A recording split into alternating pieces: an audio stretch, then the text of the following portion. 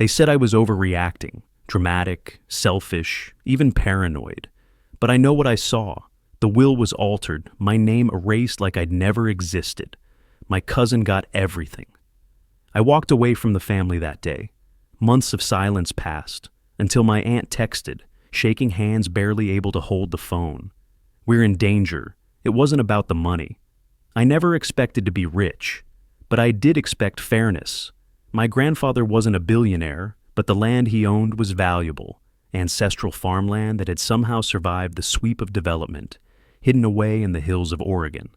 Over 200 acres of pine-bordered ridges, a crooked stream, and a creaky old house that smelled of whiskey and memory. He used to say it was cursed, but he'd laugh when he said it. I always thought it was just his way of keeping outsiders away. When he died, I flew home with a heart full of sorrow and an old suitcase that barely zipped. I'd always been close to him, closer than to my own parents.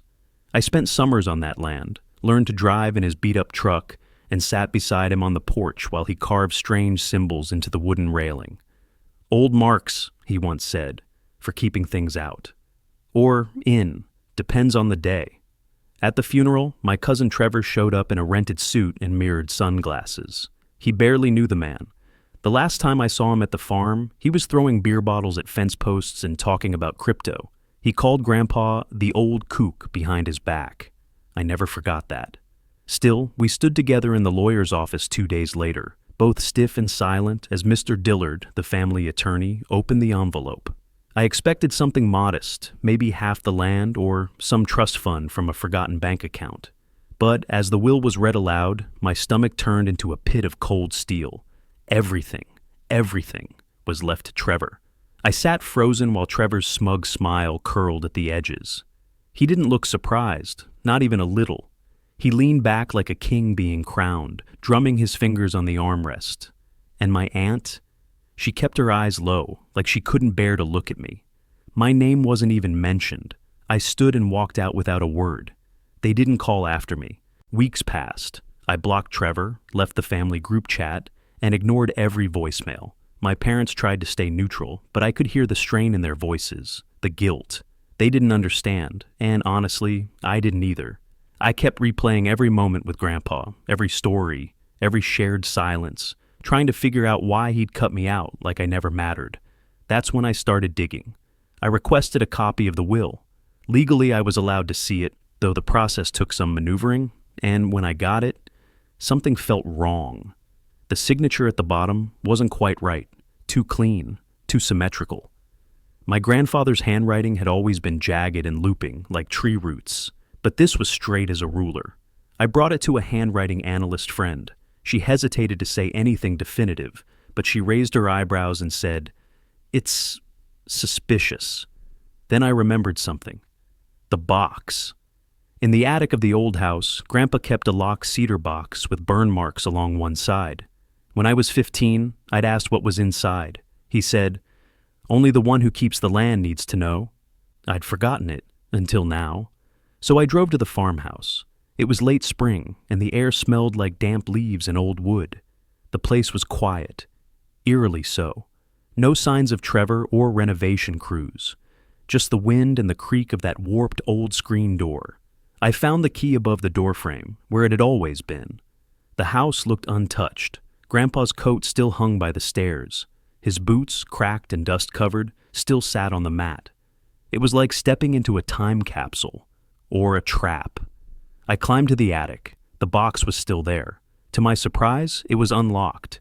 Inside, I found old photographs, sepia-toned images of people standing stiffly in front of the farmhouse. All of them had their eyes blacked out with ink. Names scrawled on the back had been crossed out violently. Underneath the photos was a cloth pouch containing something heavy. I opened it and froze. Inside was a knife, jagged, ancient-looking, with symbols etched into the blade that hurt my head just to look at. There was also a folded piece of paper, yellowed and brittle. I opened it carefully. It wasn't a letter. It was a warning. To the keeper. This land was not bought. It was taken. It must be watched. It must be fed. Once every third generation, the blood must be chosen anew. If you give it to the wrong one, it will wake, and it will come. I sat there in silence, the words echoing in my mind, the symbols, the warnings, the carvings on the porch rail. My grandfather hadn't just been eccentric. He'd been guarding something. I took photos of everything and left the house quickly. As I pulled away down the gravel road, I saw a shadow move behind the upstairs window. I told myself it was the wind playing tricks. That night, I couldn't sleep. The warning kept replaying in my mind. Once every third generation, the blood must be chosen anew. I was supposed to be the next keeper, not Trevor. Then, at 2:17 a.m., my phone buzzed.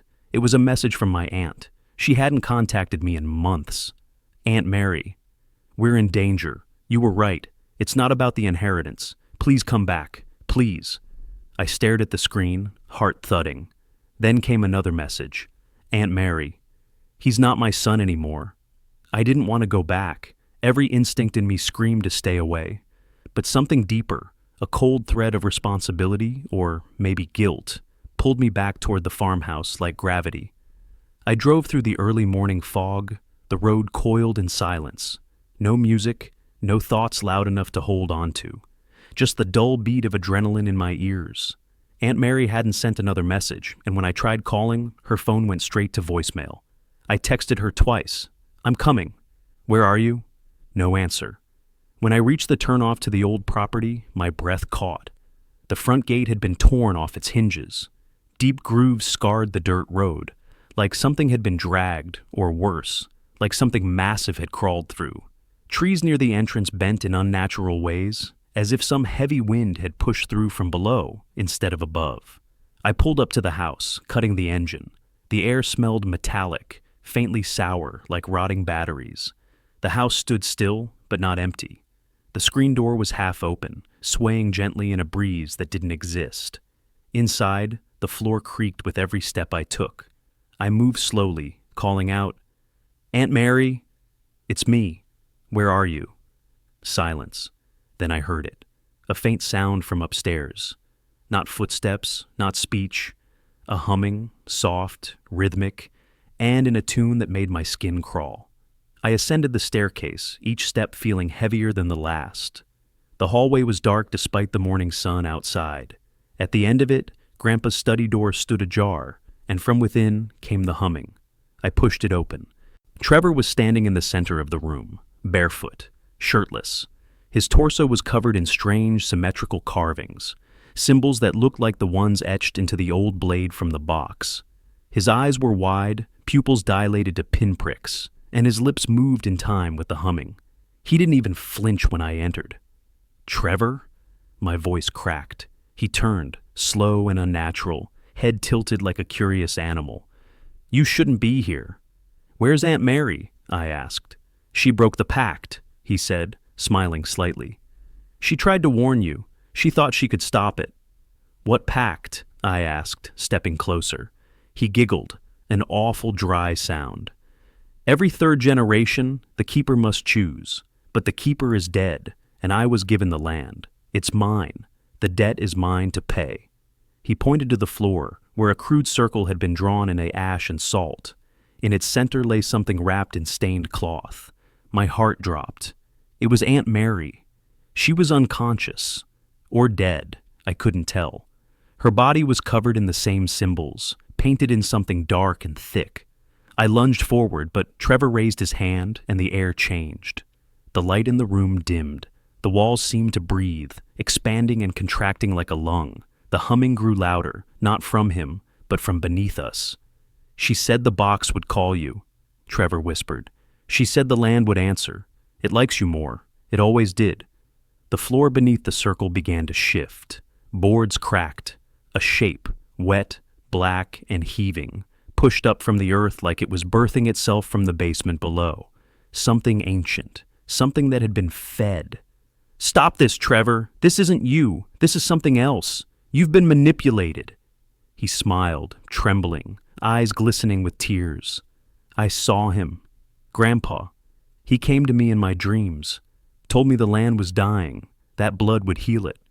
"No," I said. "That wasn't Grandpa. That was whatever he kept locked down there." The thing rising from the floor let out a sound, like the groan of a dying planet, vibrating through my bones. Aunt Mary stirred slightly, moaning. I ran forward, kicking the circle apart with both feet. The salt scattered. Trevor screamed. The creature shrieked, a banshee wail that shattered the nearby window, and vanished back through the floor in a flash of dark smoke and screaming heat. The floorboards slammed shut as if nothing had happened. Trevor collapsed to his knees, weeping. It lied to me. It said it was family. I grabbed Aunt Mary, pulling her from the circle and into my arms. Her eyes fluttered open. The vault, she croaked. He sealed it, the real will, in the vault under the porch. Only the true keeper has the key. Her head dropped again, still alive, but barely. I dragged her downstairs, propping her on the old couch while Trevor sat in a heap, staring at his bloody hands. The porch. I stepped out, the boards creaking beneath me.